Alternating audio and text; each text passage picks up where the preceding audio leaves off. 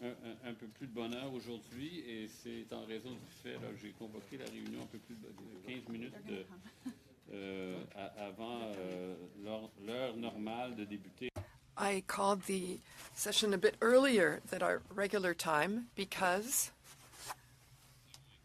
we have to stop at 6:15. The bells will start ringing around 5:15, and I wanted to make sure that we were able to have 2 hours, and so that's why I convened the meeting slightly earlier.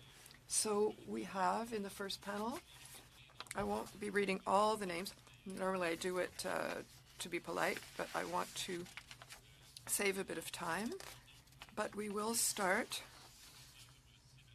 with Professor Sébastien Sauvé, who is here today as a personal, with a personal representation. You have 5 minutes, and you have the floor.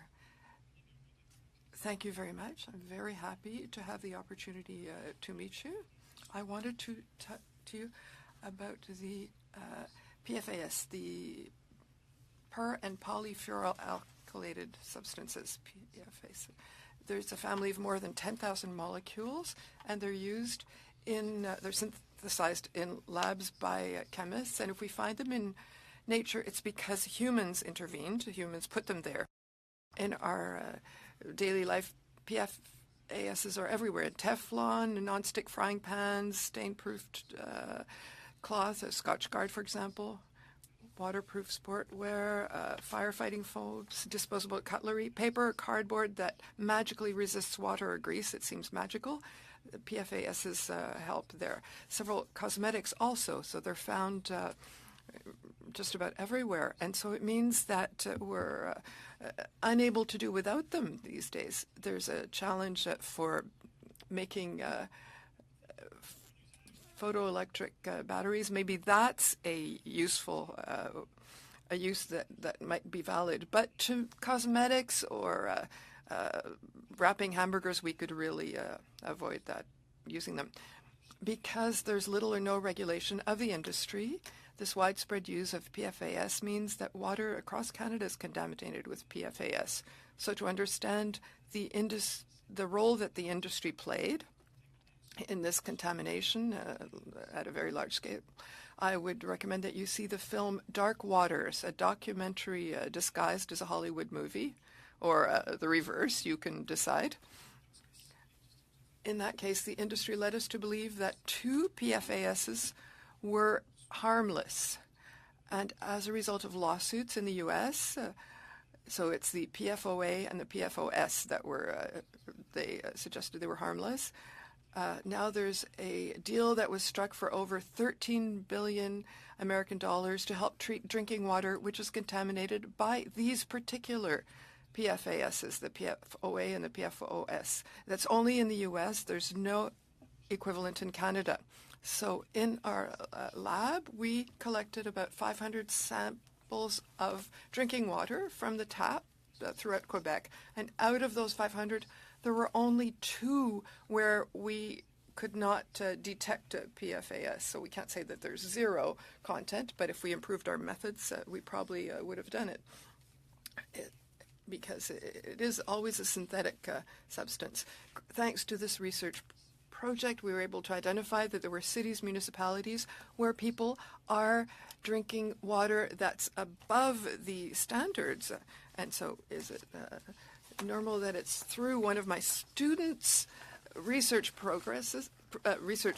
project that we were able to identify pollution of water in La Baie, in Val-Gor, in Sainte-Cécile-de-Milton. And so it's either on a military base or a dump or industrial, a landfill site, or exercises by firemen with foam that contained PFASs that were conducted in an inappropriate way. In February 2003, Health Canada made recommendations for PFAS in drinking water, which seemed reasonable to me. It was a bit more ambitious than before, But we're 1 year later, and these recommendations have still not been adopted. There were comments, but we're still waiting to see any results. So we need to tackle emerging contaminants such as PFAS or plastics, and in order to do that, we need to better control what is happening upstream. Otherwise, it's found in our rivers, our lakes, our drinking water, our food, our air. It's found just about everywhere. And these are challenges that are very, very difficult to deal with. When I try and train stakeholders or groups that are involved, it's very difficult for me to know what to do, because there's so many different groups. Everyone plays within their prerogatives, their mandate, and it's also there's this mixture of federal, provincial, and municipal authorities or agencies. So I lament the fact that the communication is really difficult amongst all these groups. And so our wastewater contains a lot. So the wastewater treatment plants that keep some PFAS in the solids. Professor Sauvé, it's really, really interesting. But we've the time that was allowed has elapsed. We'll come back to you later once the other panelists have given their preliminary declarations. So we'll go on with Ms. McCassie-Baker from Environmental Defence Canada. Bonjour et merci. Good morning and thank you. Thank you for including PFAS in your study, as this class of chemicals, as mentioned, poses such a significant danger to freshwater ecosystems, source waters, and human and environmental health. This committee has heard from municipal leaders who have not had the resources to upgrade their water treatment facilities to filter out PFAS, and who are also unable to address the causes of source water contamination in their own communities. The government states that 98.5% of Canadians have PFAS in their blood. Drinking water and freshwater consumption, as well as product-based exposures, are significant sources of ongoing PFAS exposure. These forever chemicals don't break down, they make us sick, and other jurisdictions have already taken action. Scientists, firefighters, Northern Indigenous health experts, environmental health organizations, and some of the world's leading product brands are pushing for class-based PFAS phase-outs. Recent polling from Abacus found that 4 out of 5 Canadians want to see federal government action on PFAS. We asked the committee to protect freshwater and ensure all PFAS are included in the government's class-based listing under SEPA, and that regulations align with the EU and US states to move quickly and impose a product-based phase-out. These chemicals persist because PFAS have a strong fluorine-carbon bond. And it is the strongest bond in organic chemistry, and because of this, once PFAS are formed, they don't break down. Instead, they persist forever and accumulate in the environment and our bodies. For years, stain-proof and waterproof forever chemicals have been used in industry, pulp and paper production, fracking fluid, plastics, electronics manufacturing, and in hundreds of product types, as mentioned earlier. There are now thousands of PFAS on the market, and they are in over 200 product categories. Scientists with expertise in PFAS state that all well-studied PFAS show human health harms, and that the health and environmental risks of PFAS, coupled with their extreme environmental persistence, requires a class-based approach. The OECD definition of PFAS, used in the government's own risk assessment, further reinforces regulating PFAS as a class. Cancers, kidney disease, reproductive harms are just a few of the many ways that PFAS can impact our health at relatively low levels of exposure, as they mimic fatty acids in our body, disrupt hormones, and suppress our immune system. Northern Indigenous people are particularly impacted by PFAS contamination, and leaders have been calling for the urgent need to act. Firefighters are also highly exposed through firefighting gear and foams. Firefighters now die more from exposure-related cancers than they do from fighting fires. PFAS cleanup costs, as mentioned, are in the range of billions of dollars, and this should not be borne by municipalities attempting to depollute their source water. It is the chemical companies who have known about and concealed the toxicity of PFAS for decades who must be held liable for this cleanup. In fact, we're seeing municipalities in the U.S., as mentioned, sue chemical companies over the cost to depollute their source water and drinking water. And these settlements have just begun. Other jurisdictions are protecting their fresh water by regulating and prohibiting PFAS. Canada needs to do the same. The U.S. is in the midst of implementing its 3-year PFAS strategy, and they established a binding drinking water standard for some PFAS. Many U.S. states are bringing in drinking water standards and product-based phase-outs in cosmetics, textiles, food packaging, and these states include California, Washington, New York, and Maine. The EU has a roadmap for phasing out PFAS in products, starting quickly with the product types with existing safer substitutions, and Denmark has also started taking action to get this class of chemicals out of their paper products. Urgent action is needed to address this growing PFAS threat in Canada. The Canadian government must support municipalities that need federal leadership to prohibit the sources of PFAS. The federal government recently proposed a municipal drinking water objective, but until it prohibits PFAS contamination of our waters from products and industrial releases, this objective will do little to reduce PFAS contamination in our drinking water. This government can and must do more to advance PFAS regulatory action and set strong rules to drive reformulation of products away from PFAS, to switch to existing safer alternatives, and push industry to invest in innovation. Thank you. Developed for Thanks safer very much. innovation. I think we're going to have a fascinating discussion this morning. Commissioner DeMarco, thank you for being with us and contributing to our water study today. We really appreciate it. And so please go ahead with your opening statement. Monsieur le Président, je suis heureux d'être ici aujourd'hui afin d'apporter ma contribution à l'étude. Mr. Chair, I'm very happy to be here today to contribute to the committee's study of the federal government's role in the protection and management of Canada's freshwater resources. I like to acknowledge that this hearing is taking place on the unceded traditional territory of the Algonquin Anishinaabe people. I'm accompanied by James Mackenzie and Milan Duvniak, who are both senior directors in our office. Today, I'm going to talk about 3 areas in which we have recommended improvements as concerns freshwater management. These are maintaining a relevant knowledge base on freshwater resources, enforcing laws and regulations to protect Canada's freshwater resources, and strengthening collaboration. My statement is based on 3 audit reports. Our own 2022 report on the protection of aquatic species at risk, our 2021 report on scientific activities in certain watersheds, and our 2019 report on the protection of fish from mining effluents.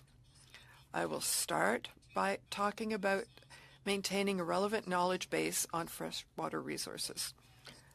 This would include researching and monitoring water quality, water quantity, and the status of freshwater species.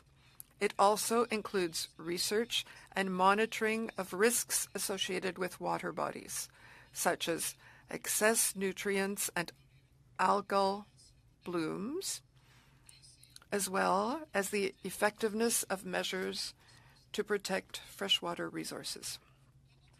In our audit on the protection of aquatic species at risk, we found that Fisheries and Oceans Canada had undertaken research on aquatic species, but had focused their knowledge acquisition activities on species of commercial value. This left some significant gaps in its knowledge of other species and had a direct impact on their protection. Knowledge acquisition is essential for assessing the status of species and for developing strategies to protect them. Many of Canada's species that have disappeared completely were found in freshwater. Enforcing laws and regulations protecting Canada's freshwater resources. The Fisheries Act and the Species at Risk Act provide the legal basis for protecting and conserving fish, fish habitat, and aquatic species at risk. However, laws and regulations are not sufficient on their own. They need to be administered and enforced fairly, predictably, and consistently. In our audit of protecting aquatic species at risk, we found that Fisheries and Oceans Canada did not have enough staff to enforce compliance. This was particularly evident in the Ontario and Prairie region, which is responsible for managing most of the freshwater species at risk. In our audit of protecting fish from mining effluent, we found that Environment and Climate Change Canada reported high compliance with effluent limits by metal mines. However, the department's reporting was not comprehensive because it did not have complete information for roughly a third of the mines. We also found that non-metal mines, such as potash, coal, and oil sands mines, were inspected less frequently than metal mines. In our view, regularly inspecting non-metal mines is important because these mines are not authorized to release any effluent that is harmful to fish or their habitat. Finally, I'd like to discuss fostering collaboration. In our audit of scientific activities in selected water basins, we found that Environment and Climate Change Canada and Agriculture and Agri-Food Canada were moving in the right direction in terms of collaborating on scientific activities. However, we found that their work could have a greater impact on improving water quality if they further coordinated their scientific efforts. The departments would also benefit from making better use of existing watershed science coordination committees and by establishing a National Science Coordination Steering Committee to address freshwater concerns. In conclusion, Canada is still facing water quality issues caused by excess nutrients and industrial pollution. As well, it has a long list of aquatic species at risk that rely on healthy freshwater ecosystems. The federal government plays an essential role in protecting and managing Canada's freshwater resources. Mr. Chair, this concludes my opening remarks. We'd be pleased to answer any questions the committee may have. Thank you. Much, Commissioner. We'll go now to Mr. Paul Westsells from Western Copper and Gold, who's on the screen on video conference. Go ahead, Mr. Westsells. Well, thank you very much, Mr. Chair, members of the committee, for the invitation and honor to speak today. My name is Paul Westsells, President of Western Copper and Gold. I'm accompanied by our Vice President of Environmental and Community Affairs, Ms. Sheena Shaw. Our flagship Casino Copper Gold project, a copper, gold, molybdenum, and silver deposit, is located approximately 300 kilometers northwest of Whitehorse in the Yukon. The Casino project ranks as among the largest copper, gold, molybdenum projects in Canada, and once operational, will be the largest critical minerals project in Canada by annual revenue. Rio Tinto is a strategic investor in the project since 2021 and currently owns approximately 10% of the company. And Mitsubishi Materials purchased a 5% stake in the company in early 2023. The Casino project is anticipated to produce approximately 4.3 billion pounds of copper, 7 million ounces of gold, 36 million ounces of silver, and 350 million pounds of molybdenum over the 27-year life of mine, and will significantly contribute to the Yukon's, Canada's, and the world's transition to a green economy. While we say now that this mine has a 27-year life, the known resource could in fact sustain operations for almost 100 years, making ours a project that would bring generational prosperity, jobs, and development to Canada's north.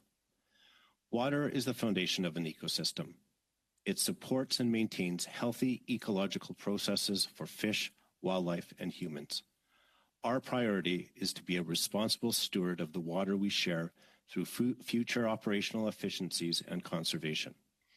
For Canada's responsible mining companies like Western, the federal government's role in safeguarding and managing the nation's freshwater resources is critical, especially in the context of increasing water scarcity. That's why we have designed a project with industry-leading best practices. We have been conducting baseline studies for geochemistry, hydrology, surface water quality, and groundwater for almost 15 years to ensure that our project is planned and developed in a way that achieves minimal impact to the environment and ecosystems. Western understands the importance of watershed management and are committed to contributing positively to the areas we operate in. Opening and operating a mine in the Yukon has a different legislative and regulatory requirements than in southern Canada. The Yukon Environmental and Socioeconomic Assessment Act, or YESA, is the legislation that has come from modern treaties between federal, territorial, and First Nation governments. The assessment is open, accountable, and transparent, and is based on fundamental principles of co-management of resources, as was enshrined in these treaties.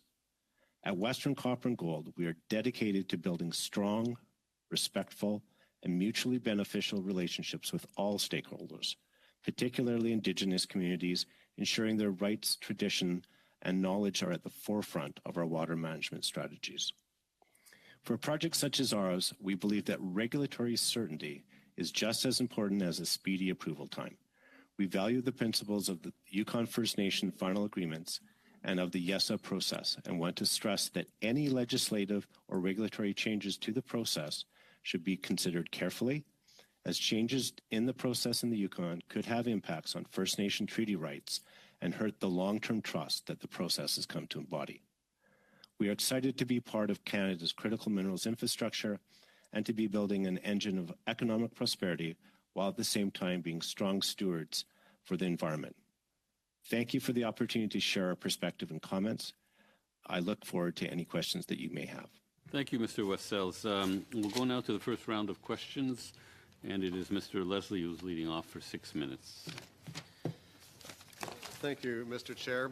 I'd like to start with the Environment Commissioner. In your opening remarks, you mentioned excessive nutrients, and I know you're doing an upcoming study in 2024 on fertilizer emissions. But you also mentioned the coordination between Environment and Climate Change Canada and Agriculture Canada in particular. And I having worked previously in agriculture, I thought back to the time when we had Environment Department show up in black SUVs and trespass to take water samples. I think it was a good example of not exactly coordinating with Agriculture and Agri-Food Canada, nor working with stakeholders. You know, part of the discussion regarding fresh water is the products that farmers are putting on their fields, and in particular fertilizer. As part of your upcoming yet-to-be-released study, have you looked at that piece as it relates to water, or is it more about emissions? So on our list of, and I'm glad to see that you're keeping an eye on our upcoming reports. We disclose on our website what's coming in the next couple of rounds of reports, including this spring's. That is about agriculture and climate change mitigation. That's the focus of that report. Although nutrients from agriculture were one of the key foci of the Water Basins report that we spoke about just a few minutes ago. So yeah, that upcoming report will not look at the interaction between nutrient runoff and water, because we did address that in the Water Basins report just 2 years ago. Thank you. Just in terms of the emissions calculations from, in particular, nitrogen, it's a very complex calculation to come to what is still a very rough estimate, and still doesn't take into account for our nutrient stewardship practice adoption, for example. Have you any consideration on how we can try to improve the methodology of better understanding what N2O emissions we actually have here in Canada as it relates to what we need to submit to our national inventory reporting requirements? And because we're not at a point at the ground level or field level we can actually measure, is there a way that you think we can try to improve that?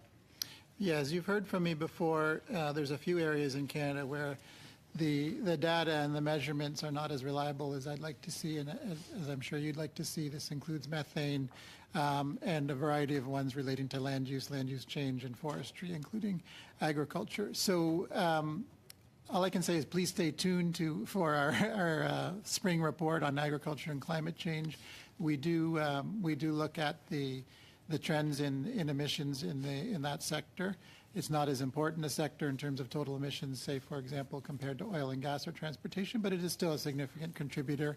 And it's also a potential solution, because good agricultural practices can help sequester carbon. So I'll leave it at that because I don't want to let the cat out of the bag in terms of our spring tabling and respect for Parliament. Yeah, well, I appreciate that. And obviously, the government's stated objective is a 30% reduction in fertilizer emissions from fertilizer, but it's also going to have a major impact on yields, as noted in the Myers-Norris Penny report, and costing about $10.4 billion by 2030 if that target is hit. So I'm just curious, from your assessment, is the government needing to take into consideration the economic impact of this objective of 30% reduction? Yeah, as I've said in several other reports, including the Lessons Learned report when we talked about oil and gas, or even the mining effluent report that I just mentioned earlier, we often preface our reports with both the economic, the positive economic impacts associated with an industry, as well as any social benefits associated with it, along with the environmental consequences that need to be managed as well. So a full cost accounting approach is really at the forefront of our sustainable development monitoring work that we do on an ongoing basis. So yes, very much agree that the social, economic, and environmental factors all need to be looked at together in finding solutions so that we don't just squeeze the balloon and cause one problem to be transferred to another location without solving the larger issue. Thank you, Commissioner. Moving to Mr. West Sells from Western Copper and Gold. I'm just, you mentioned some of the world-leading best practices that you as a company have been undertaking relating to water over the past 15 years. I'm wondering if you could expand on what exactly those practices are, why you're doing them, and what value you think they have to the legitimacy of the project and the protection of the environment. Sure. You know, I mean, one of the things that we can do as a modern mine is have, you know, water at the forefront and water quality at the forefront of our design. So, I mean, for example, one of the things that we've done with our project, you know, our project is located about 20 kilometers away from the Yukon River. And for those of you that haven't been up to the Yukon River it's the lifeblood of the Yukon. You know, it's very important to the First Nations and really all of the Yukoners. And so what we've been able to do is to design our mine so that all of the drainage from the mine itself will drain away from the Yukon River. And that's just, you know, a series of small steps that have been put into place to make sure that the drainage goes away. The other thing that we do in the operation of our mine is we try to absolutely minimize the use of fresh water. So we recycle as much water as possible within the process so that our reliance on any new fresh water is minimized. And then the last thing that we do is really try to minimize any discharge from the mine. So, you know, right now during operations, there will be minimal discharge from the mine. So to absolutely ensure, and any discharge that does come from the mine is, of course, treated and meets the discharge requirements. Thanks very much. We'll go to Mr. Van Koeverden now, please. Thank you, Mr. Chair. Thank you to all of our witnesses and experts for attending today. This is a really remarkable panel. My question is related to water scarcity and climate change. As weather changes and as the climate warms, and as we've seen in southwestern Ontario and Alberta this year, there are water scarcity concerns. Oftentimes around this time of year, we see really elevated water levels in the Great Lakes and in the tributaries that lead into it.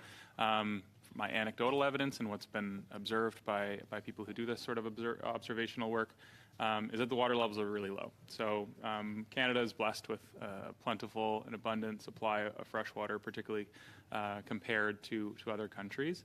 But in the context of the solutions for preventing water scarcity, preventing global water scarcity from impacting Canada with respect to us being, you know, a large steward of it, I suppose. What considerations ought the federal government take under advisement with respect to water scarcity? And certainly, if PFAS applies, then I'd love to hear that context as well. That question's for anybody. Monsieur Sauvé? Thank you. In terms of scarcity and PFAS, I mean, making the link is not necessarily obvious, but clearly, when there's less water, whatever is left will have a higher concentration. The PFAS don't degrade. Well, they degrade a little bit, but very, very, very, very slowly. So there's a potential for aggravation of pollution problem because there's going to be less water, if you wish. The same amount of contaminants in a lower amount will cause issues. So that's definitely, in terms of contamination, that's one of the issues. The other issue I see is related more to the variations. So there are some periods where there's going to be too much water, and there's going to be flooding, and there's going to be spreading of the contamination. And after, it doesn't prevent that later in the summer there's going to be scarcity. So it's not just less and low, it's just higher variation are going to cause a lot more trouble. Thank you. And with respect to greenhouse gas emissions, would anybody like to speak to the considerations around acidification and pH concerns as they apply to more traditionally waterborne pollutants? And I'll tell you where I'm kind of going with this because I might run out of time. Plastic pollution in water has always been considered like something that you can see. It's, people will walk by a stream or on a beach and they'll pick up plastic pollution. CO2 is very different. Other emissions like methane are invisible. We don't see them, but they have a really negative impact on our natural environment and on climate change. PFAS, sort of the worst of both. They're invisible, they have a really negative impact, and they're much, much more difficult to clean up, maybe as hard as CO2 is to remove from the atmosphere. Any reflections on that relationship? I would say there is an important relationship between microplastics and PFAS. Microplastics can often transport PFAS through the environment, often how we see bioaccumulation occurring within fish, which is where we can see consuming a serving of freshwater fish can expose you to as much PFAS as you would consume drinking a month's worth of contaminated drinking water. So this is an interesting analogy in that, as plastics become invisible, they also create a much bigger toxics problem, being a vector for transporting these substances in our environment.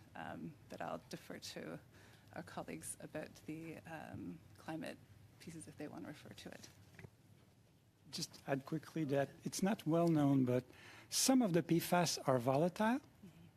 And so if you eat them up, and some of the degradation byproduct also can be released to the air. So some of the contamination in faraway lakes that should be pristine with PFAS is from aerial deposition of PFAS byproducts. Would anybody online like to reflect on any of those things? I recognize that sometimes being online doesn't provide you with the same opportunity to interject. I mean, in terms of greenhouse gas acidification, I mean, for our mining project, obviously, the acidification, we don't really see that as a big impact. But your previous comment on drought and climate change is very interesting. In that, one of the things and one of the key components of our regulatory review will be the impact of climate change on our project. So, echoing some of the other comments, we will need to look not only at drought, but at increased, precipitation and rainfall, increased snow, of course, being up in the Yukon, and that is a key change that I've seen over my career is that is an important part of what we will be reviewed with as we go through the regulatory process. Thank you, Mr. Chair. I'll see the rest of my time. Thank you. Madame Posey. Oui, alors merci. Yes, so thank you to all our witnesses for being here, being online. Mr. Sauvé, thank you for being here with us.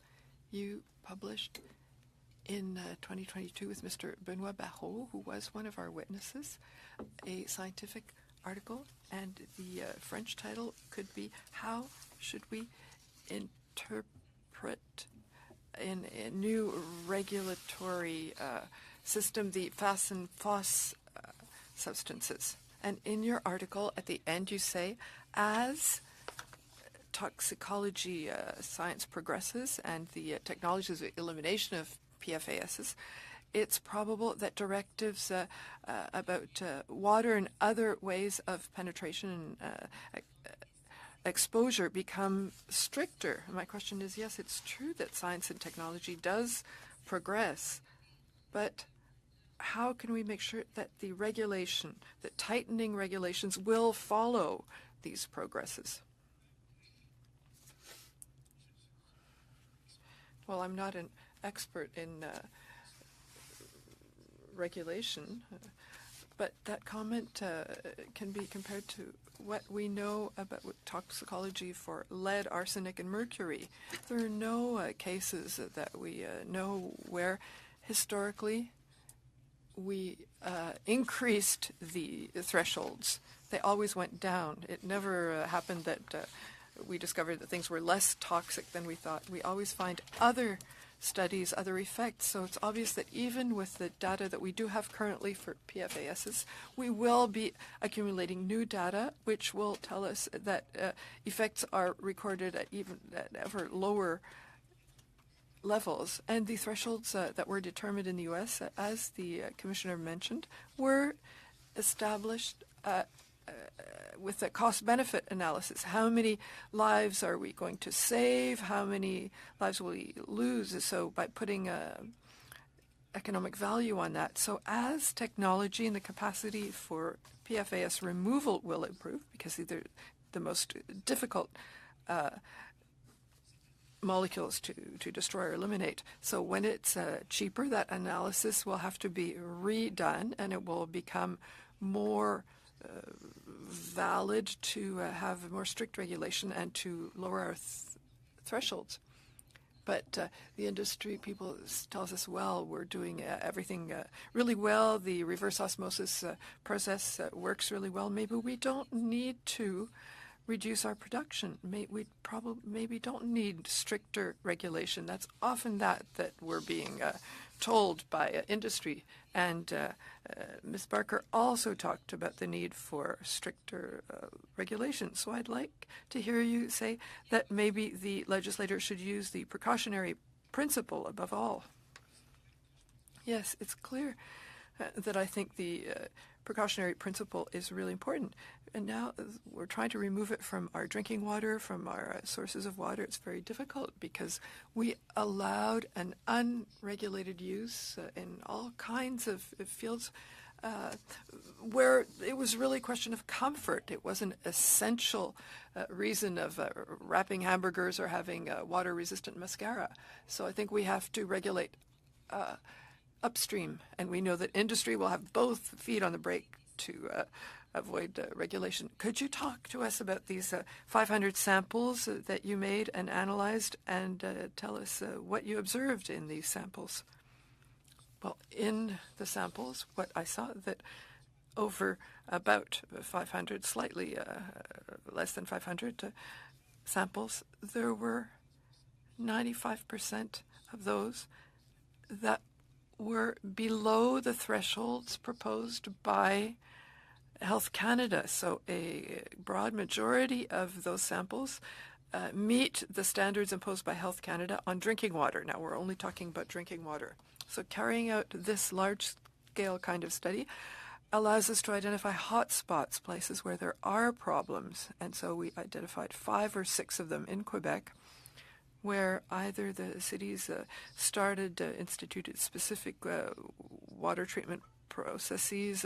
Some people closed wells. Some people have treatment in their own houses. So there's a real impact on the quality of water and the health of people in those areas. Yes, and when we apply the principles of regulation, the agencies carrying out regulatory agencies should consider that all PFASs are likely to have negative effects on health and on the environment. So we should extend a ban on all the non-essential uses, for example, cosmetics, etc. Could you tell us what the quotient of danger or of risk would be in with these pollutants? Well, the danger or risk quotient often it's where we measure the concentrations in the environment and we compare it with what we know about the thresholds where there is toxicity, where there's an effect on health or another. And if we're below that, well, we have a lower quotient.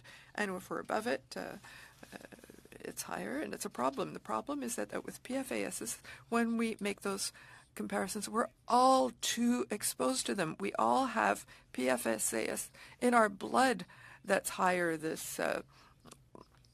these thresholds, and there are risks with cholesterol and cancer, et cetera. Thank you. Ms. Collins? Mr. Chair, and I want to thank all the witnesses for being here today. My first question is for Ms. Barker, and I've spoken to firefighters from my home community of Victoria, but also for firefighters across the country who have been extremely impacted by forever chemicals. Many of them have colleagues who have lost their lives from cancer, and firefighters shouldn't be dying at higher rates from cancer than from firefighting. Can you tell me a little bit more about the impacts of PFAS, forever chemicals, on firefighters and in firefighting equipment?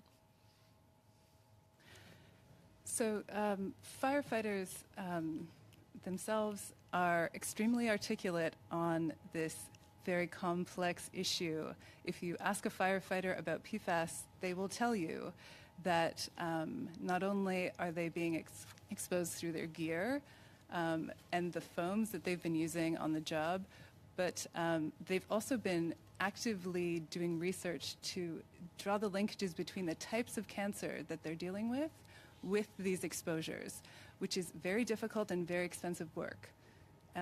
They are also doing that work on children's cancers because their children also disproportionately suffer from cancers. So this is a huge issue in Canada and around the world. This is something that their unions have been actively pushing, not only to protect their workers, but to protect their communities. And this is an opportunity for Canada to celebrate the good work we've done. We have a draft assessment in front of us that is quite strong, that makes the case on health, it makes the case on environment, it draws out a clear class of chemical approach. Instead of going one by one through thousands of these substances, by taking the precautionary approach to MP Posé's point, this is an opportunity for us to demonstrate to not only ourselves but the world that Canada has and can continue to be a real leader on toxics. Thank you. And firefighters keep us safe. We should be doing everything we can to keep them and their children safe. One of the things that the firefighter told me was that if you were to throw his gear into an Olympic-sized pool, the toxicity level of that pool would mean that they would have to treat it as a contaminated site. The impact that is having on our groundwater, that this gear is so filled with forever chemicals. Now, the plastics industry has said that these forever chemicals are essential. And I'm curious, we've heard such deep concerns from firefighters, but communities, municipalities, everyday Canadians. Can you talk a little bit about your response to the industry when they say something like that? I would say that the companies, from production through to public brands, retailers, throughout the supply chain, the smart money is moving away from PFAS. Insurers are creating a carve-out for PFAS so that they are no longer covering these liabilities. This is a moment in the markets, let alone in regulation, where people who know are doing better. And we have tools here in Canada. We have a risk assessment. We can risk manage substances such as textiles, as you discussed when it comes to turnout gear for firefighters.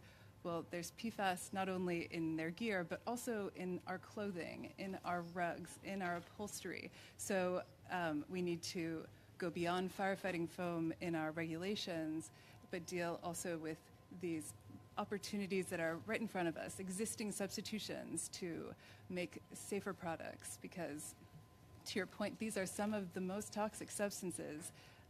SEPA has been designed to prioritize those substances. We have Schedule 1 and we have Part 1 of that list that can give us all kinds of the tools that we need to address this and protect firefighters and protect the rest of Canada. And, as a mom of young children, I think about, every time my child puts a toy in their mouth, the rugs that they're crawling on, lots of other jurisdictions in the States, in the EU, have tackled this. Can you talk a little bit about what we could learn from those jurisdictions and what we need to do here? So the EU has laid out a roadmap beginning from an 18-month period to 13-year period. At the far end of that is giving lots of time for innovation in the market to address uses such as in electronics, where the market needs to shift and innovation can meet that gap, which is what happens when we make strong rules. Industry adjusts and reformulates. And the 18-month window is for known substitutions. We have a lot of opportunities in the moment to look to the leaders who have already done a lot of great research on this issue to get rid of PFAS in their own products. Moms know that a lot of children's products are now labeled PFC-free. Thank you. So this is one way that we're trying, but we can't buy our way out of this problem. We'll go now to the second round. I'm going to reduce the allotted time by 40% because it is tight today. So we're talking about 3 minutes and a minute and a half. Mr. Deltel for 3 minutes. Merci beaucoup, Monsieur le Président. Je vais tout de suite continuer. Thank you, Chair. I'll continue the conversation with Ms. Barker on about the firefighters. Challenge that we are facing with this issue, especially for our people who are protecting us, firefighters. Do you have an example in the world when this issue is addressed correctly that Canada can get inspiration from that? I think that U.S. states have increased reporting. They now require reporting on product applications, and they're moving on specific product types. We heard about cosmetics. We heard about food contact materials. These are exposures that seem unnecessary. These are non-essential applications of this chemistry. So this is a moment for Canada to look to textiles, to look to that wash off into our waterways. Often these coatings are fragile. They degrade quickly into PFOA, which should be controlled in our water. So this is a moment for Canada to really not be the first nor the second. There have been many jurisdictions who have moved. And never too long to be good. Monsieur Sauvé, je sens que vous avez de quoi nous dire là-dessus. Je vous écoute. Oui, je voulais juste rajouter qu'il y a des formulations. I wanted to ask that there are versions of firefighting foam without PFAS. So we have to make sure that the residues of PFAS containing foams should be used. Does that exist currently for use by firefighters, these foams?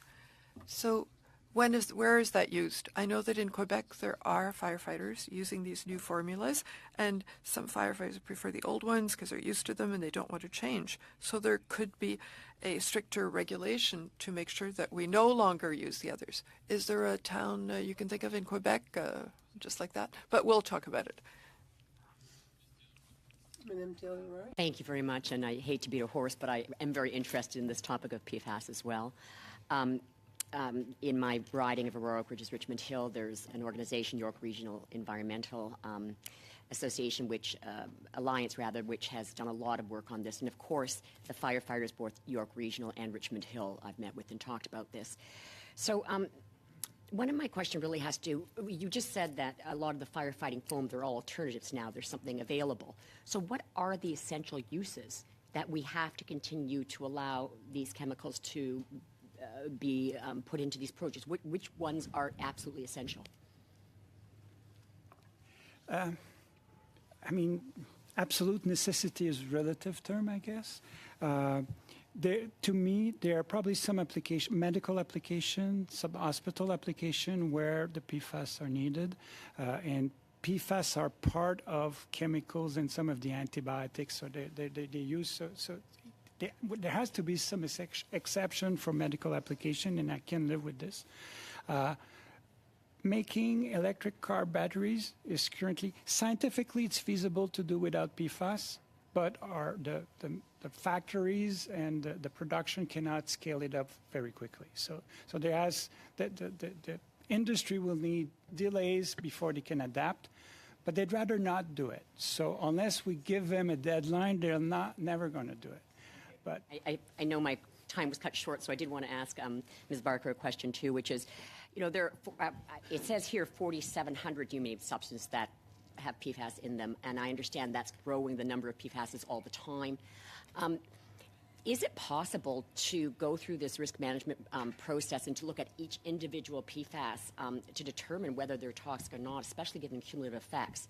Or is there an argument for these being put together as a class and not allowed except when they're proven not to be toxic? The world's leading scientists on this issue have been pushing since 2015 for the world's governments to deal with this issue as a class-based approach. And when Canada began this process in 2021, 4,700 was the number being used by the OECD.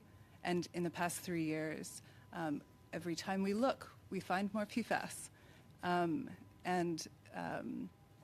Industry has had a number of opportunities to disclose the knowledge that they hold around these harms, around the uses, the releases. This is not an unknown issue, and research has demonstrated that this data has been hidden from regulators, it's been hidden from people, and their efforts right now to undermine the class-based approach should be considered meddling. That is not desirable for real action. Une minute, oui. Allez-y, Madame Posé, vous avez le temps d'une bonne question. Please go ahead, Madame Posé. You have time to ask a good question. So, thank you. I'd like to come back to federal management of pollution. That follows Leah's questions and answers. In 2021, the Canadian Environmental Law Association stated that it would be better to use PFAS compounds as a category rather than dealing with the substances one by one. So since then, there have been some changes in the in CEPA. So we were working over that last year. So in your opinion, the regulation of these substances in Canada, is it sufficient? Is it adequate? And I'd like to give you all the time to speak. I'd like to compare that in comparison with other administrations. I listened to a podcast and you spoke a lot about what's happening in the U.S. Well, it's certain that if there are two aspects to group regulation, regulating as a group. So it means we would have a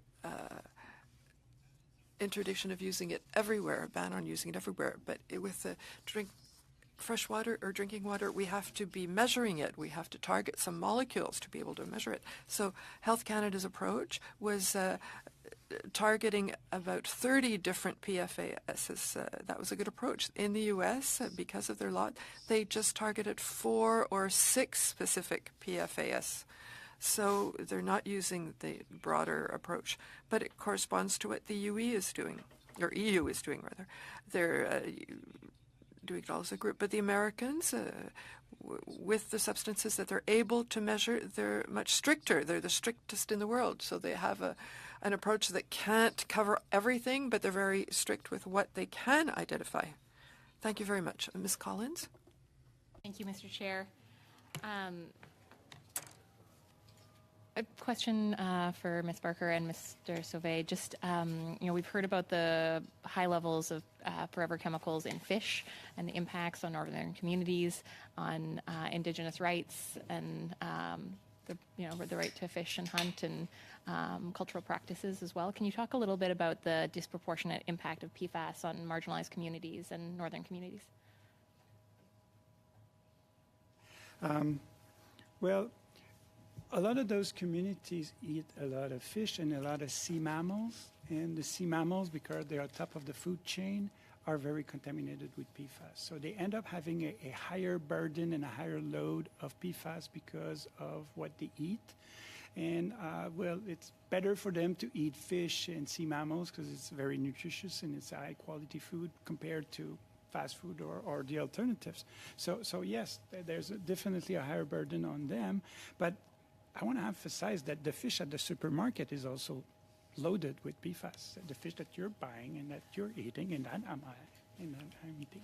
But not to the same level as some of those indigenous communities that really depend on them for food. I would add that we shouldn't be setting up an impossible choice for people to practice their culture, to eat food that is nutritious and available. I think that the choice should most definitely be put to industry to question all of these claims of essentiality that are being put onto PFAS, that it is unlikely that the range of comments and the nature of the undermining efforts to not only in Canada but around the world to push on not regulating this class and taking strong action. We'll go to Mr. Mazier for 3 minutes. Chair, I'd like to move that the committee resume debate on the motion that I moved on March 19th.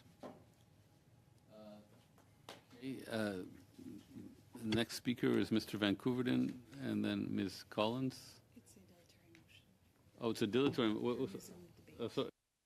Could you read that again? I'm sorry, I was confused. I'd like to move that the committee resume debate on the motion I moved on March 19th. Okay, that's dilatory, so we just go to a vote.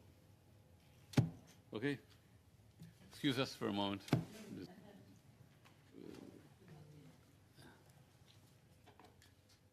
So to resume debate on the motion that Mr. Mazier moved on March 19th. Madame Chatel?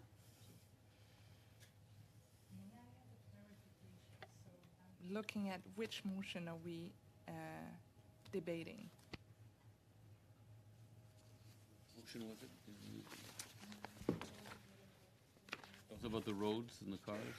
It's about the documents and the, analytics. So for clarity, if I could, you're asking to resume debate on the motion right now. Yes. Which motion? The motion for documents. Yeah, it was March 19th. Notice of motion, March 19th. The committee ordered production of Environment Climate Change Canada's provincial territory.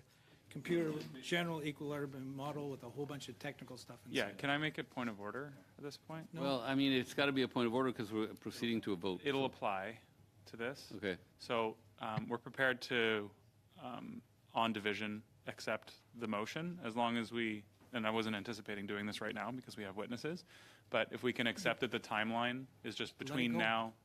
Let's do it then. Mr. Chair, just point of process. I think we have to vote on resuming debate before we can start debate. Yeah. So let's vote on resuming debate. Yeah. Okay. Can we have? We just do it unanimously? Yes. Thank you. Okay. Let unanimously agree to resume debate and propose an amendment. Okay. Everybody wants to resume debate? Yeah. Okay. So we've got Ms. Collins and Mr. Van Koeverden. Thank you, Mr. Chair. I think this is a very straightforward motion to procure some information that I think the committee deserves to hear, Canadians deserve to hear. I think I have a different opinion on the carbon tax than the Conservatives, but I think being upfront about modeling is important. Okay. Mr. Van Koeverden? Thank you, Mr. Chair. The modeling is available and demonstrates that pollution pricing is working. And surely the Conservatives wouldn't be moving this motion if they didn't believe that climate change existed or that the emissions are coming down. So perhaps this is progress on the behalf of the Conservatives, and maybe next they'll also admit that they're cashing their rebate checks. So I'm happy to let this go. So we're all in favor? Yeah. As long as we accept the timeline is instead of 1 week, it's just before the next committee meeting. Just as is. Are we adopting it as is? They won't be completed in Did a we week. So vote if we on- could just we agree to didn't- be flexible on the This timeline, one, then As is. Okay, is there unanimity that we adopt as is? That's it. On division. Okay, it's adopted on division. And now we'll go to Madame Châtel.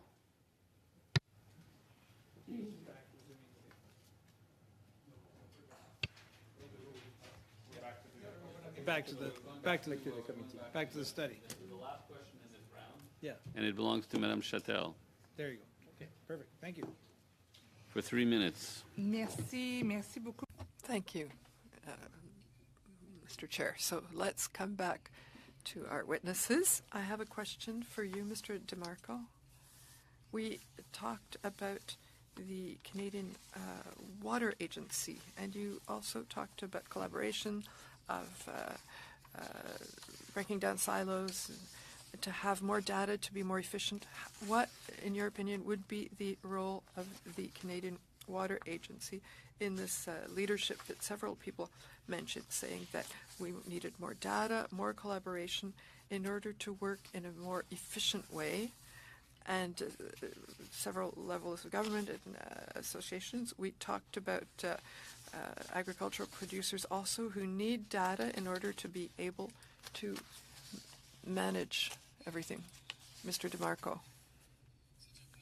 So it's a bill, and so I can't talk about it very much, but I have read this bill. It's rather more of a framework for the agency. There's not a lot of detail. There are not many objectives. It's really enabling legislation. So we'll see what the agency will do. But coordination, collaboration, the use of all powers which the federal government has with fisheries, so navigation, their international power, their criminal law powers, as with CEPA, or legal powers. And I would like us to be able to focus on results. That's something that we often don't have with these kind of bill that's just a framework. I would like to see that they have real targets and objectives for freshwater in Canada. As a Canadian, I come from southwestern Ontario. I see that we have a lot of similar problems with Lake Erie that we had in the 70s. So I would be happy if the agency could be focused on results and would use all the powers that the federal government has to improve the situation with the freshwater in Canada. So I don't have a lot of time, but what should the OCDE definition be adopted for the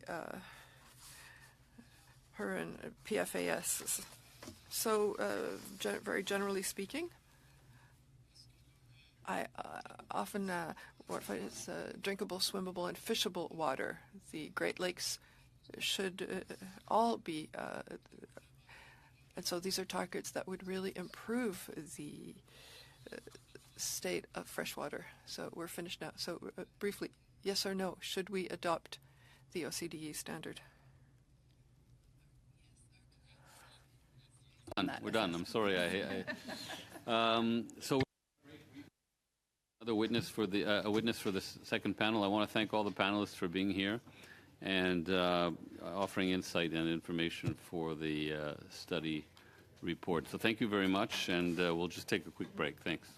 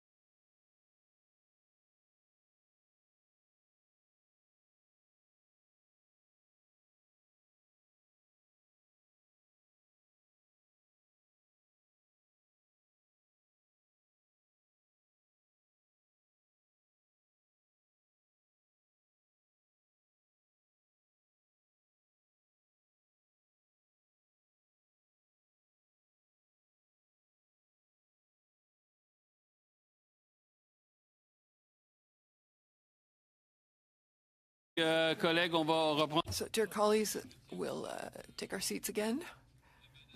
I'd like to tell you that Ms. Olsgaard has passed her sound test. So we will be starting. Please take your seats again. OK. Alors, nous avons en ligne. So online with us, we have Ms. Mandy Olsgaard, Senior Toxicologist and Risk Assessor. She is appearing as an individual today. Us online. You have 5 minutes for opening an opening statement. Unfortunately, I'll have to, stop you at 5 minutes if you get up to that point, and then there'll be lots of time for questions. I'm sure there'll be many questions directed at you. So we'll start with you, Ms. Olsgaard, for 5 minutes. Thank you. Thank you. As a professional biologist and toxicologist who has worked for the Alberta Energy Regulator, and as an independent consultant assessing health risks in Alberta for the past 17 years, I have the privilege of working closely with Métis and First Nation communities up and downstream of oil sands mine development. I don't sit in an ivory tower. I sit in planes flying over the oil sands, experiencing the nauseating air emissions firsthand, and on the backs of skidoos and in boats skirting across the Northern Boreal, listening to Indigenous people share their knowledge of the land and water and how it has changed over time. I sit at kitchen tables and listen to their health concerns. Then, reflecting on this knowledge, I conduct community-based monitoring and health risk studies. I will touch on 3 issues I've identified through this research as outlined in my brief. First, I will discuss how provincial and federal surface water quality guidelines do not consider the toxicity of chemical substances to humans. These surface water quality guidelines focus on the protection of aquatic life and were established using data for fish and other aquatic species. Therefore, the use of these guidelines to assess surface water quality and risks does not consider human health endpoints or the potential for chemicals to cause cancer. In development of Indigenous criteria, we compared published surface and drinking water quality guidelines for each chemical monitored in surface water programs across the Lower Athabasca region and found that 50% of all chemical substances monitored for in these waters are more toxic to humans than to aquatic receptors. I note this as statements by representatives of Imperial and the AER asserted there were no risks to human health from the Curl releases. However, the information available on their respective websites indicates surface water quality guidelines were relied on to assess data at impacted wetlands and surface water bodies, and as such would not have considered human health. Second, my review of reports submitted by oil sands operators to the AER identified a source of contamination that is not well documented. Over 40 approved releases of industrial wastewater from oil sands mines, even though federal effluent regulations for oil sands mines are not yet available under the Fisheries Act.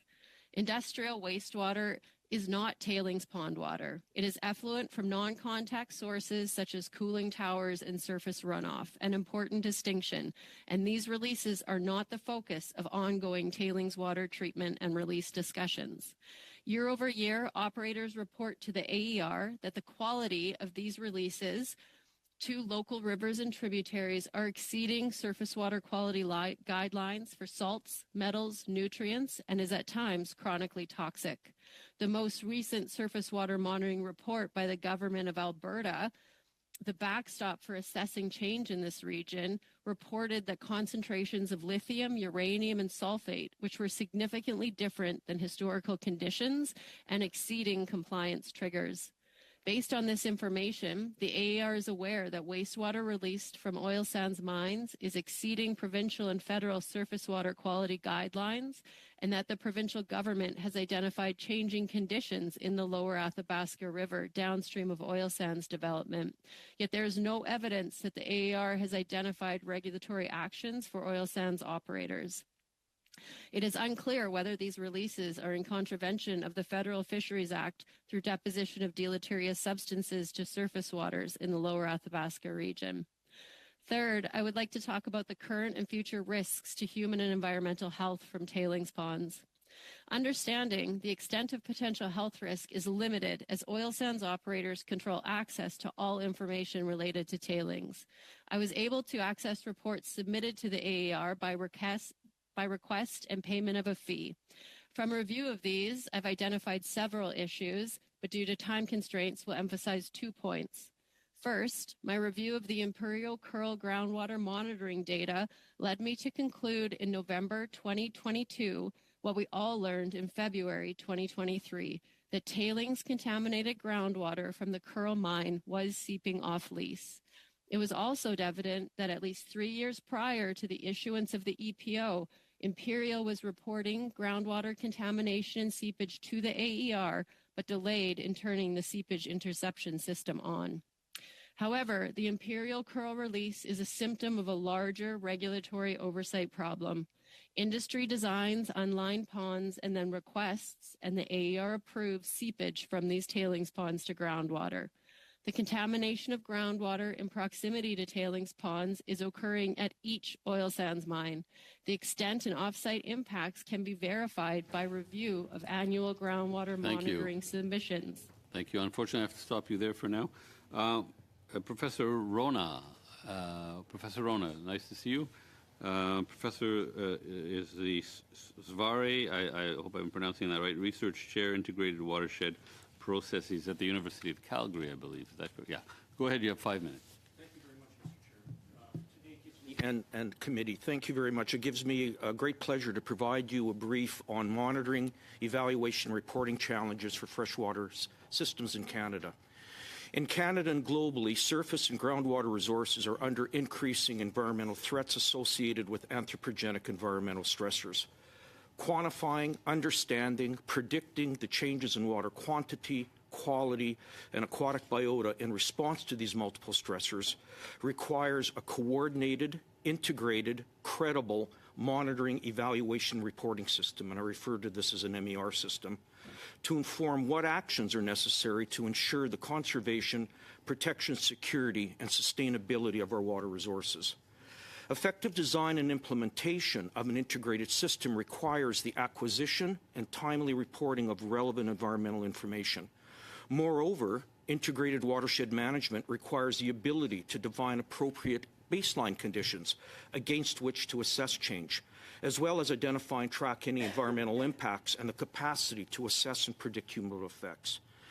In addition, a critical and ongoing gap has been associated with the recognition and the need to use multiple knowledge systems and ways of knowing in monitoring, evaluation, reporting, design, and integrating Indigenous knowledge holders in the co-design and implementation of such programs.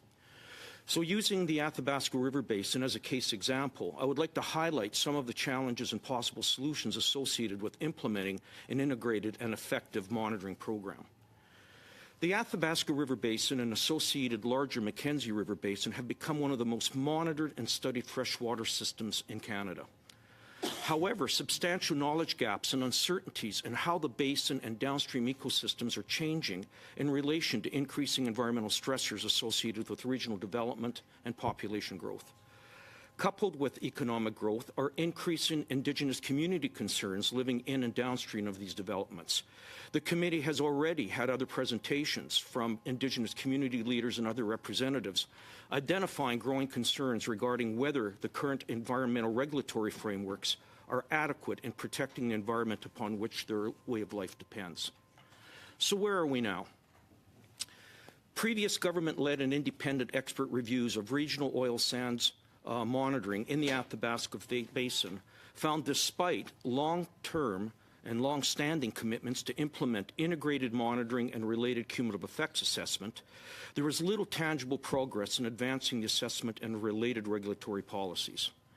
After decades and hundreds of millions of dollars spent on environmental monitoring and research in the Athabasca Basin, significant challenges remain in providing open, transparent, accessible data which are only used to a fraction of their potential to inform state and condition of environment reporting and relevant environmental management decision-making and actions. There are currently at least 10 different types of monitoring programs conducted in the basin. Open access to the data collected under many of these programs remains difficult, if not impossible, to obtain. Moreover, these data have differing quality assurance, quality control practices, including analytical standards and inconsistent forms of public reporting. We simply don't need another website collating fragmented data. We need systematic change in how we design and implement an effective monitoring, evaluation, reporting system. Finally, for many monitoring programs, there are no clearly defined decision criteria and no on or off switch for ratcheting up or down or increasing the intensity of and frequency of monitoring, which is a core principle of adaptive monitoring. So in closing, with the right commitment and expertise, it is possible to develop an adaptive framework with defined criteria for changing monitoring intensity and related reporting, thereby ensuring the best cost-effective use of scientific and technical resources. A previous presentation made to this committee by Drs. Pietranero and Clark from the University of Calgary provided the rationale and recommendations on the need for a new unified national environmental prediction system for Canada, built on an interoperable computational framework and related data management system. Correspondingly, properly designed monitoring, evaluation, reporting systems would provide the data necessary to support such a prediction system for fresh waters. Defragmentation of current approaches and enhancing the application of new automated monitoring and reporting technologies could provide more standardized, cost-effective, and timely information to focus future efforts on areas of priority.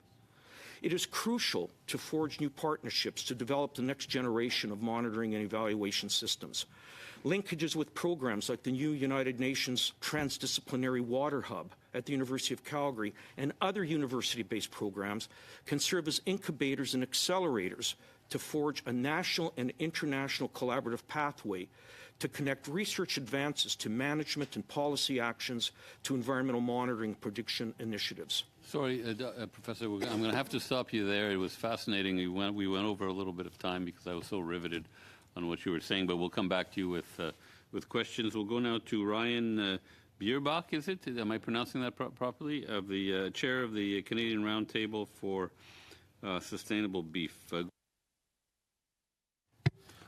You let Dwayne start, if that's as you wish, but 5 minutes total. Sure, go ahead. Thank you. Thank you, Mr. Chairman and committee members. Good afternoon. My name is Dwayne Thompson. I'm a rancher from Saskatchewan. I have the pleasure of chairing the Canadian Cattle Association Environment Committee. Joining me today is fellow rancher and chair of the Canadian Roundtable for Sustainable Beef, Ryan Barbeck. We're pleased to participate in your committee's freshwater study. CCA represents 60,000 beef producers across Canada, and we are world leaders in sustainable production for high-quality beef, one of the lowest greenhouse gas footprints per unit of production in the world, roughly half the global average. While contributing significantly to the Canadian economy and environment, the beef industry accounts for only 2.45% of the country's total greenhouse gas footprint. Beef producers steward over 44 million acres of grasslands, which store at least 1.5 billion tons of carbon and contribute to the largest portion of wildlife habitat and biodiversity, comprising of 68% of wildlife habitat on just 33% of total agricultural land in Canada. As the committee has heard from us before, we take our commitments to environmental stewardship seriously. Water management is a key part of the stewardship, and we have made strong progress, but we're not about to rest on our laurels. The Canadian beef industry has created ambitious goals towards 2030 that look at the whole picture of an environment, from emissions intensity reduction to conservation of grasslands and other considerations, including fresh water. Water and water security is critical to continued agriculture production, but also to ensuring animal health, soil health, and infrastructure both on farms and surrounding habitats. Our commitment focuses on how beef producers rely on fresh water, the infrastructure that surrounds fresh water, and how that impacts food production and our environmental goals regarding fresh water. With the new Canadian Water Agency in development and further attention being placed on fresh water, we need to ensure that farmers and ranchers are a key part of the conversation. We take into account the landscapes, how fresh water interacts with agriculture production, and where key infrastructure support is needed. Beef farms and ranches operate across immense open forested landscapes. Much of our lands, such as pastures, riparian areas, and forest range, are natural water storage and filtration systems. Because of the need for water, our beef farms and ranches are established, for a large part, in close proximity to water sources. Water needs to be accessed in many cases, moved or directed for drainage, crop irrigation, and livestock watering to manage ranch operations. While irrigation is mostly a provincial jurisdiction, the access to irrigation for cattle producers is important to note for your study's consideration.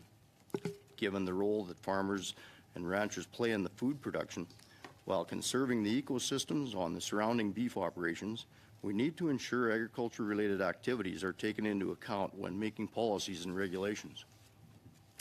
We pay particular attention to how the federal government's policies on water can unintentionally impact agriculture practices and infrastructure and food production. On this point, I'd like to mention minor works and minor freshwater policy regulations. While these policies are not a focal point of the freshwater study, we have general concerns about routine activities and small projects on beef operations in relation to fresh water. We ask that members of the Parliament consider the potential impacts of future and existing legislation and regulation on agriculture operations. Exemptions for agriculturally related routine activities should always be a consideration so as not to negatively impact fresh water and food production. Further, beef producers have concerns about private bodies of fresh water on their land and how government policy may impact the agriculture production. For example, where a normally self-contained lake or farm on a farm or ranch experiences runoff or flood in the event of substantial overflow, the overflow runs downslope and exists on private property of ranch into public areas. There is considerable concern that during such a situation that the public could claim navigable access rights to the albeit temporary flowing and possibly now navigable waters. We need to remove the ambiguity around the intent to prevent the misuse of these waters by the general public. Thank you. We feel policymakers should consider these sorts of scenarios and their potential impacts on agriculture operations. Thank you. Thank you. That's good. Yeah, thank you. You hit a number of points there that I think are quite interesting. So we'll go now to Chief Lance Hammond of the, I hope I pronounced this properly, Kibowek First Nation. Is that? Oh, good. Okay, go ahead. You have 5 minutes, please. So good afternoon, Mr. Chair and members of the committee. My name is Lance Hammond, and I represent the Algonquin community of Kibowek. I'd like to talk to you today about the nuclear waste poisoning the Ottawa River as a result of a project of the near-surface disposal facility project that will be built at the Canadian Nuclear Laboratories at Chalk River, Ontario. The Kitchissippi, as we call it, or the Ottawa River, has been our home and highway since time immemorial. For thousands of years, the Algonquin Nation respected this waterway. Today, the Kitchissippi is a water source that provides drinking water for over 10 million people. For this reason, I will outline our concerns about the short and long-lived radionuclides proposed for the Chalk River above-ground nuclear disposal mound and the potential for radioactive leakage and nuclear waste poisoning of the Ottawa River. Chalk River continues to play an important role in the international nuclear development. In 1944, it was part of the Manhattan Project to actually produce the world's first heavy water reactors to produce plutonium for bombs. 250 kilograms of plutonium was sold to the American military for use in nuclear weapons. Chalk River began as a very secretive establishment in 1944. Algonquin communities were never consulted. You have to understand that in 1944, my ancestors were struggling to survive because of the onslaught of colonization and the pushing them further north along on the Ottawa River. The result is that the Chalk River site is very heavily contaminated with lots of radioactive waste materials, 21 tanks of liquid waste, 5 or 6 different waste areas containing intermediate to high-level waste. There is also waste of two reactor accidents that took place in 1952 and 58. The world's first nuclear meltdown took place at Chalk River in 1952. In 2006, the government in Canada initiated a program called the Nuclear Waste Legacies Liabilities Program to clean up the waste. In 2015, they hired a consortium of multinational corporations to carry out this work. The consortium conveniently decided to build a waste dump 7 stories high, 1 kilometer from the Ottawa River, which feeds down into the St. Lawrence. 140 municipalities along the watershed have expressed opposition to the permanent disposal site. Over 3,000 people recently signed a House of Commons petition requesting the Government of Canada to stop the project. The Canadian Nuclear Safety Commission approved the project construction in January 2024, despite 10 of the 11 Algonquin communities expressing strong opposition. The project is at a height of land that drains into the wetlands that drain into the Ottawa River.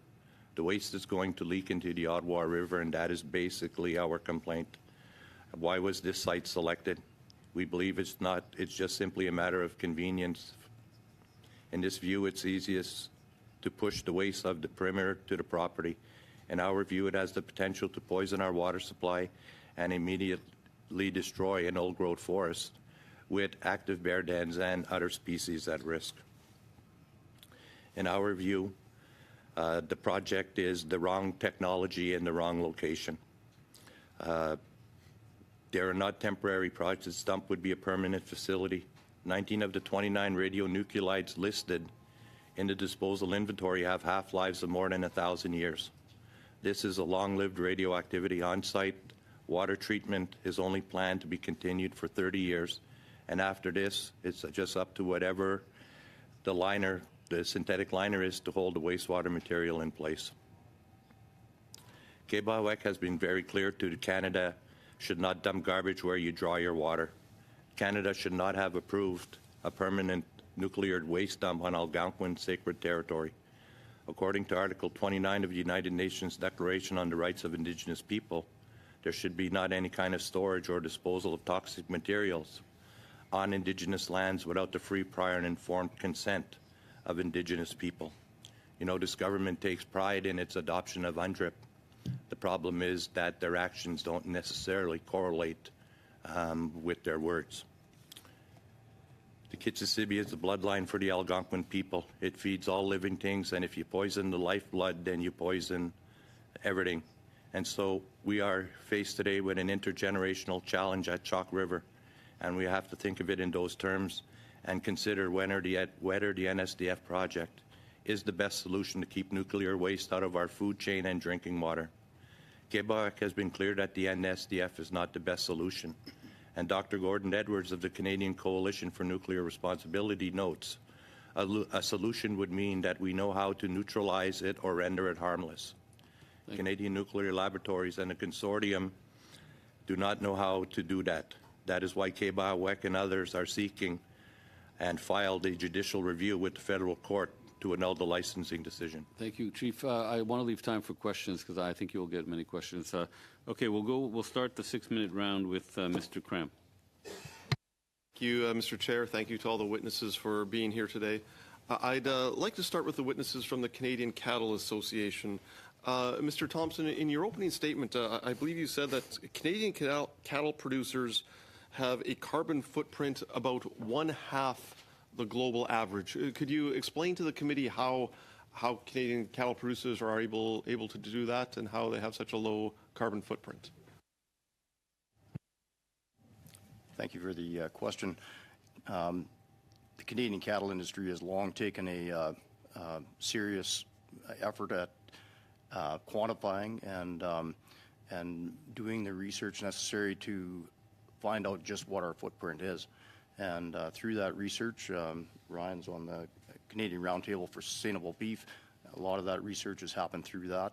And what they've come up with is that our system, with the efficiencies that we've managed to put in place over probably the last 50 years, has made it that we're one of the most efficient producers of high-quality protein. Yeah, I can add a little bit to that. So when you look at a lot of other parts of the world, it's the resources are maybe cheap, so they're not as concerned about wasting them. Where in Canada, our resources are relatively expensive. So when we look at at making it economically viable for production. We have to do a really good job here. And we put a lot of money into research that helps improve our efficiencies. And when you can produce more pounds of beef with the same amount of resources, that's where we really see that carbon footprint shrink. We did our National Beef Sustainability Assessment 7 years ago and then just finished our second one, and we saw that our footprint went down 15%. And when we look at what drove that, it was things like growing cattle faster with the same amount of feed. You know, just in a lot of cases it was genetics, and it was the feed that we feed the cattle and balancing the rations and just making sure that we really take care of the resources we have. And that's what has really helped us reduce our footprint. And, you know, in North America, we do a way better job than a lot of parts of the world. And then in Canada, we devote a lot of money and resources from the cattle industry to make sure that we can keep improving. Has anyone from the federal government ever approached your organization about sharing these best practices with other countries and counting those activities towards Canada's emissions reductions targets?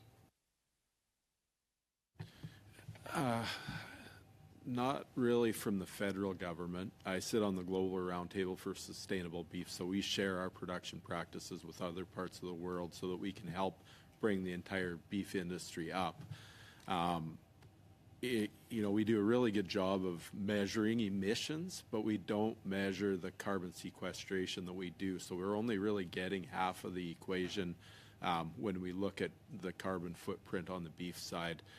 We've done a lot of research in Canada to quantify what we put into the soil, because if you manage properly, that carbon comes out of the air and is stored in the soil, and we see organic matter come up. So it also helps with fertility, helps with biodiversity. So, you know, it's a benefit to ranchers. But until we can get that research recognized internationally, we don't get credit for the carbon that we store. And if we don't get it internationally, then Canada won't recognize it. So that's been really a focus for our industry, is to get that accounted for and quantified so that, you know, we have the full picture when we are looking at the carbon footprint.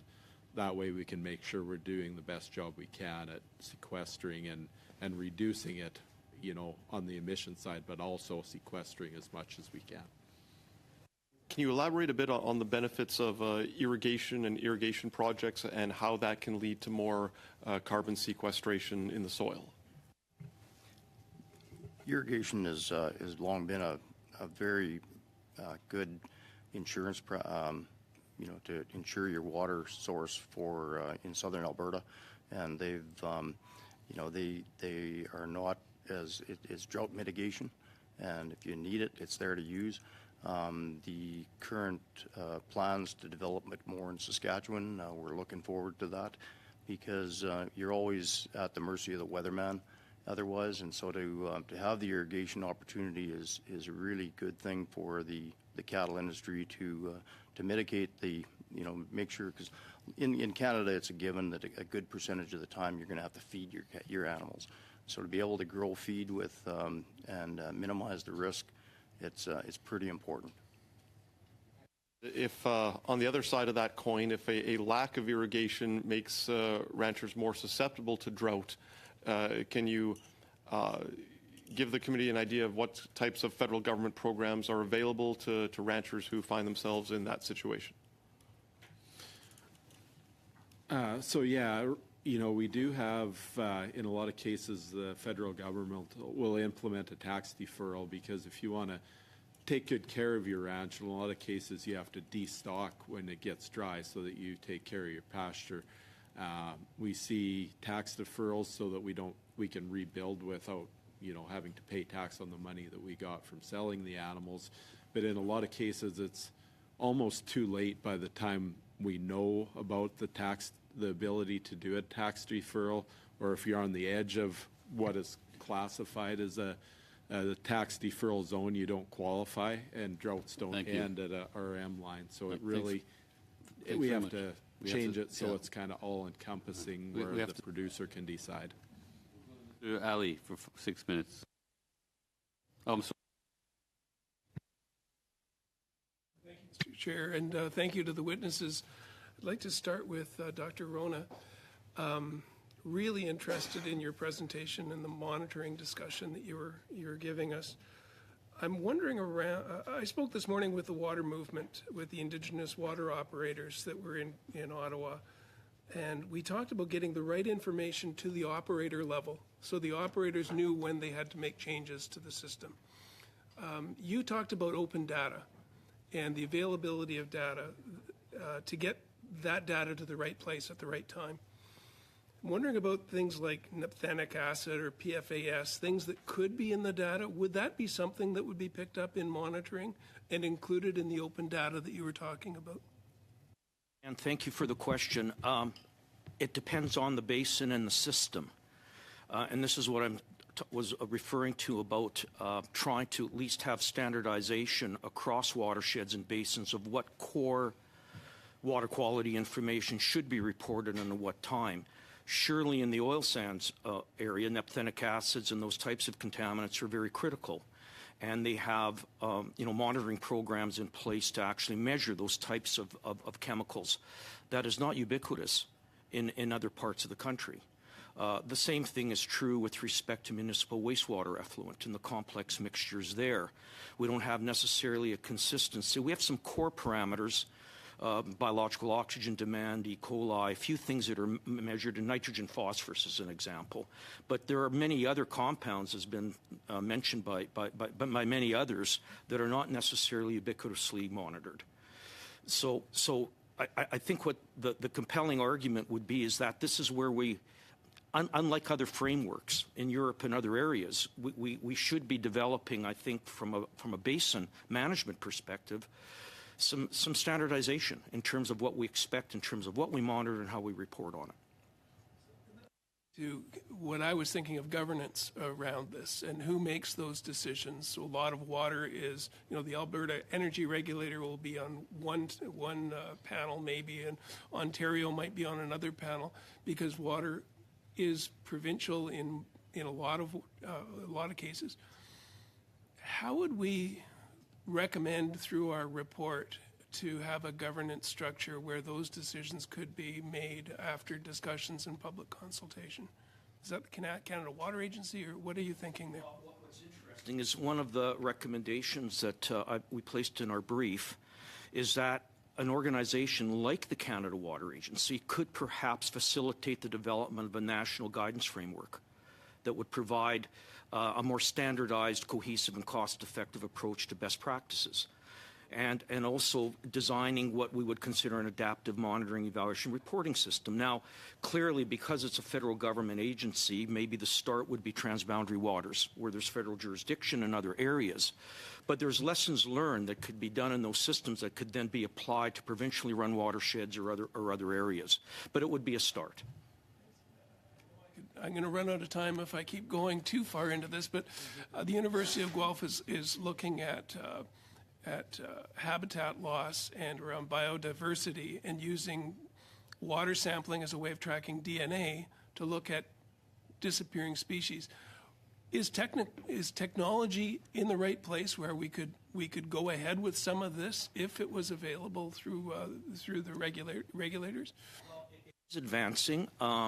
Programs, national programs that were supported by and through Genome Canada, and there's other genomics initiatives that are occurring. I sit on the board for Genome Alberta and other areas. The technologies are developing, and this comes back to the point that I was making, is that we should be, as Canada, we should be looking at our new technologies and approaches and applying them. COVID monitoring is an excellent example where we were a global leader in terms of early detection in our systems. So I think absolutely. The University of Guelph for being involved with that part. And Dr. Hebert was showing us that it's pennies per sample now when we're doing DNA sampling versus dollars and dollars per sample. So thank you for that. If I can shift over to Mandy Alsgaard, and thank you for your presentation. Looking at the seepage interception system that wasn't turned on at Curl, thinking of, we asked for data as part of our committee and got piles and piles and piles of numbers versus data that we could interpret. Is there a summary report you have that you could provide us? Because that's something we were looking for. Yeah, I haven't published any of this yet, but I have provided, or I will provide a brief to the committee where I'll direct to these reports, and I've given several presentations on it, but no, there's not a good report that summarizes what independent researchers like I have said or what Imperial and the AAR have done. It sits in random PDFs and websites, as you've noted, so it's really difficult to piece this together. And 5 minutes, I struggled. That's a role, I think, for our researchers. I also chair the Science and Research Committee, and we look at our universities as trusted sources for information. And maybe there's an opportunity where the government or NSERC could support that activity. Thank you. It's a great idea. Okay, thanks very much. We'll go down to Madame Posey. Oui, alors merci beaucoup à tous nos témoins. Yes, so thank you very much to all our witnesses for being there. Thank you, Chief Amon, for having come here to sit at the table with us. It's our 14th meeting, if I'm not mistaken, on freshwater. And there is this nuclear dump project in Chalk River, which threatens the drinking water of millions of citizens. I think there are people here around the table who have doubts about the mobilization that happened against this project. 140 municipalities and 11 Indigenous nations. So do you feel respected? Do you feel you were respected in the consultations and in terms of reconciliation with the First Nations?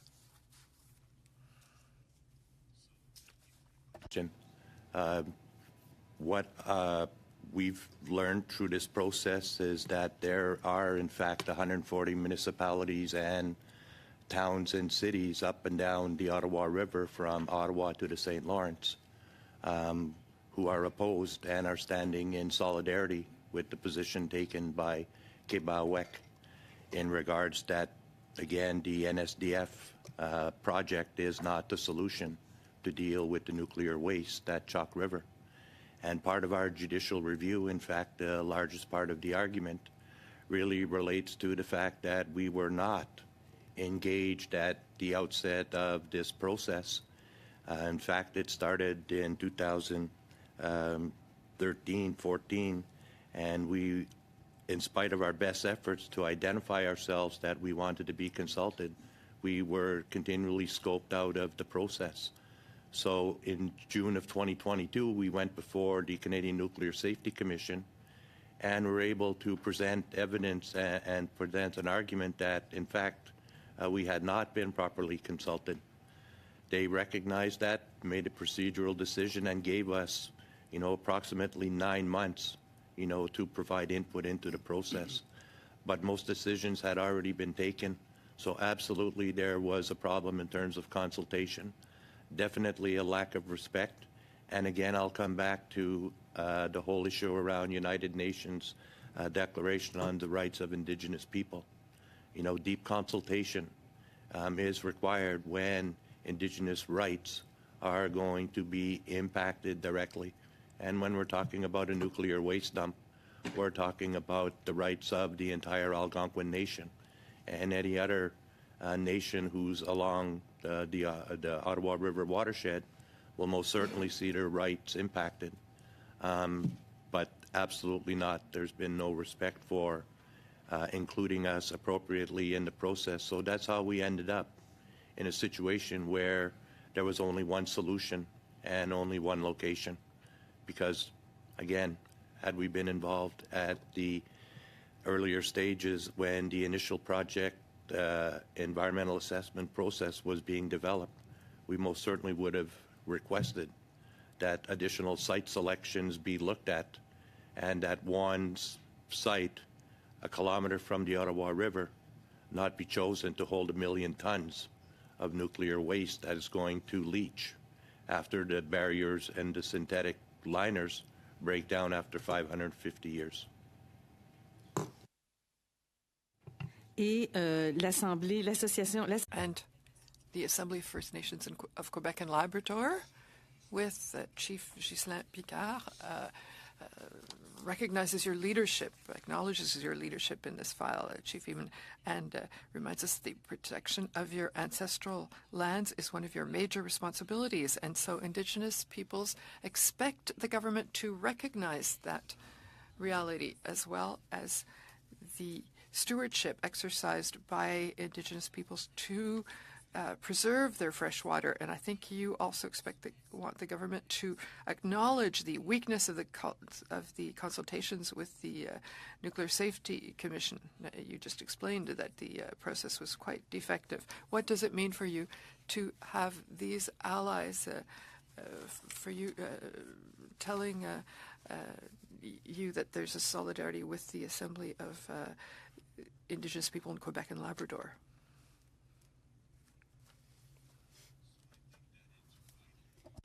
That we're able to demonstrate that, this is an issue of utmost importance to Indigenous people.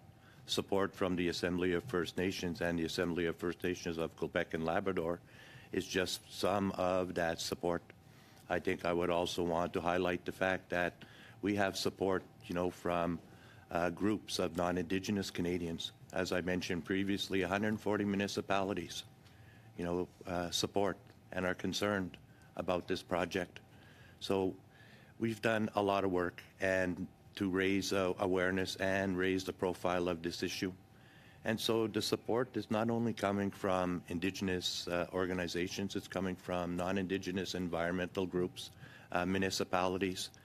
And more importantly, I think, recently with our efforts, we've raised the profile of this issue with the Quebec government. And a letter from Minister Lafrenière and Minister Charette was sent to Minister Guilbeault, reminding Quebec that they had a responsibility, reminding Canada that they had a responsibility to protect the environment and to ensure that First Nations like mine were given a fair process. And also in that letter, it indicated that they wanted Canada, to take a closer look and really take into consideration the merits of what we've asked, that this process and the licensing of the NSDF be stopped so that we could take a step back, really look at the issue in its entirety and go back and make sure that in deliberations and in choosing a technology and a way to deal with nuclear waste, that it would be done respectfully. Thank you. Okay, Mr. Bachrach, nice to have you back with us. Thank you, Mr. Chair. It's good to be back. I enjoyed my time at this committee when I was sitting in for my colleague, Ms. Collins, and I know this study is very close to your heart, Mr. Chair, and it's good to see it continuing. I was with the committee for some of the testimony around the Kearl oil sands project and the spills and seepage into the environment from that project. Extremely troubling testimony. Hearing from the Athabascan Chippewa and First Nation about the devastating health impacts that they've suffered downstream, and getting a sense that really the regulators that are responsible for overseeing and protecting the environment seem to be pretty wholly captured by the industry. And I know Ms. Olsgaard has been before the committee before talking about the seepage from the tailings ponds, and today, Ms. Olsgaard, you've brought in a new aspect of concern, which has to do with the release of wastewater effluent from these projects. And listening to your testimony, it made me think about my home community of Smithers. It's a small municipality of about 5,000 people on the bank of the Bulkley River. And, they have an old municipal wastewater treatment plant, and for a number of years have been struggling with compliance with federal regulations around wastewater discharge. And they've been getting repeated letters from the federal government warning them that they're out of compliance and threatening consequences if they don't build better infrastructure and treat their effluent better. And they're still waiting on a grant from the same government that's sending the letters, but that's a separate issue. It seems like the federal regulator in this case is being very proactive with very small communities that have limited financial resources. Are we seeing the same kind of proactive regulation when it comes to these huge oil sands companies that are releasing all of this wastewater effluent into the rivers of the oil sands region? So in my discussion with, representatives of Environment Canada, no one was aware that these releases existed until I did the review of the industrial wastewater reports. So the regulator had approved them through a provincial process and was regulating them through provincial mechanisms. And I can't find any evidence that, Environment Canada actually knew that there was these over 40 approved discharges of non-tailings water. So I can't say that letters have been issued. Maybe Fisheries or Environment Canada was issuing them directly to the operators, Suncor, Syncrude, Imperial, but I don't have access to that. At this point, you have no knowledge of any correspondence between the federal government, the provincial government, and the oil sands operators regarding compliance with, I believe you said it was surface water guidelines that are being exceeded? Yeah, so even the provincial government, so the Alberta Energy Regulator receives these industrial wastewater reports weekly, monthly, and annually, and they're independently managing the exceedances that are being reported. And something that's important here is that through that provincial approval process, the AER actually allows for areas to be impacted. They call them acute and chronic mixing zones, and they allow for exceedances of guidelines in these zones.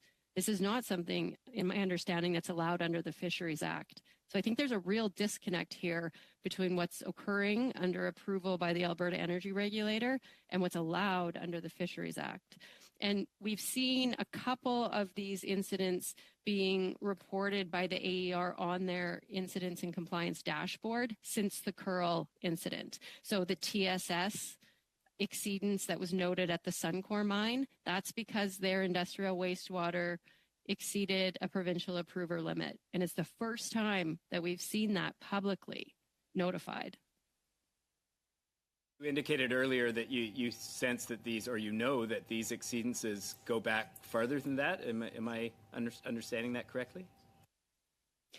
Again, two issues. So the groundwater seepage, so that contaminated groundwater, from the reports I reviewed, the furthest I went back was the 2020 report, in which Imperial stated that they identified these exceedances in 2019. And that's when they determined not to turn the seepage interception system on. With respect to the industrial wastewater releases, those go back as long as they've been approved, and it could be decades. You mentioned the Federal Fisheries Act. I wonder if you could just talk a little bit about what clauses or what components of that act you feel would be relevant if these exceedances that we're seeing when it comes to industrial wastewater effluent were properly regulated or followed up on by the federal government. What parts of the Fisheries Act would come into play? It's either Section 35 or 36, I can't remember, on the hotspot, but it would be the deposition of deleterious substances to the environment, in my view. Moving to the issue We've got about 15 seconds. Only? Yeah. 55. Yeah. Perfect. I'll cede the rest of my time back to you, Mr. Chair. We're expecting bells any moment. So I think what I'll do is I'll go give everyone one question, and then if we still have time, we'll go back to start at the top. For the second round. I mean, so we'd have Mr. Mazier one question. Pardon? Yeah, good point. Why don't we say like? Oh, there we go. Okay, so that's all hypothetical. But I think we had a good discussion, really good discussion, and so we only got one round in. It was a very powerful round. So I want to thank. Yes, Madame Posey. I just wanted to ask, we don't have time to discuss it, but do we need to have another meeting in addition to the 2 that we had foreseen for the provincial departments? Would we need another meeting? Because we really haven't gone around the question, but we've already planned for the 18th of April. We have witnesses. Okay.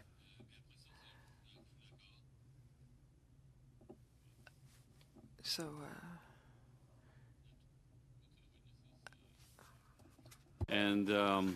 so we look forward to incorporating your testimony in our report. Thank you again.